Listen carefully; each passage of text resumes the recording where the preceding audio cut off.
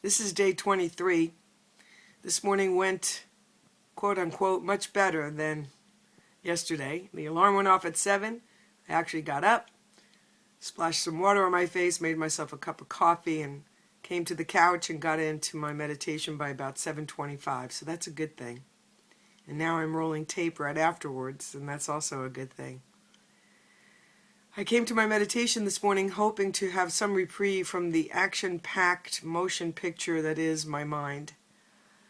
It's been kind of intense. But instead this morning the movie rolled on across the screen of my mind, and I just watched it. And when I found myself getting frustrated that I wasn't going someplace deeper than what my mind was presenting to me, I just took a deep breath and let it go.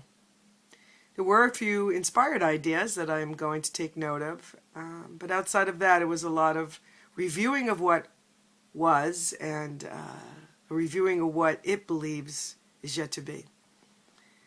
Yesterday was an interesting day for me in many ways. One of the things that was most important is that I got to see a mechanism of my thinking that I'm now releasing. I call it the $400 lesson learned. So soon after I got to Alaska, someone had called and asked me to MC an event on April 22nd. And I said at the time, I can't say yes because I don't know if I'm going to be here. And what I realized, of course, today is that had I said yes to that gig, not only would I have a decent paying gig, money that I could use to pay off some of my bills, but that my travel would have actually bent around what I had scheduled. Instead of making opportunities like that second to any sort of travel to support my mom. However, the second piece inside this that is actually almost more important is I said no to that gig in part because I thought there would be something else that was coming. And in saying yes to that, I would be blocking myself from this other thing that I thought would be coming, that would be more in alignment with what I want to do than that gig. And I noticed that that's definitely a pattern that I have had.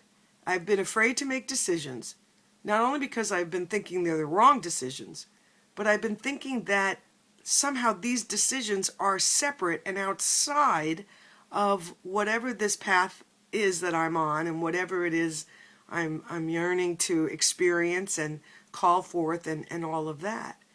However, the truth is now I understand that whatever comes into my path is my path.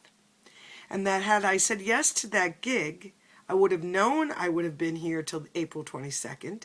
I consequently would have had a definitive date that at least I would have known, okay, you're here till then, so you can fill it with other things. And I can just see that more clearly now. So I go ahead and I make my plans to fly back to New Jersey to be with my mom for the month of May. Right after I do that, I get a call from a friend wanting to know if I'm able to do some radio work for the exact days that I begin to head east. And I just thought, okay, the victim response to this would be, geez, why can't I get a break, right? But I know that that's not true. A dear friend that I mentioned this to said, well, at least you know you're in demand. And okay, I understand that, but it's not that either. I mean, maybe it just is what it is, and I certainly can accept that. And my mind is wondering if there's something else inside of this.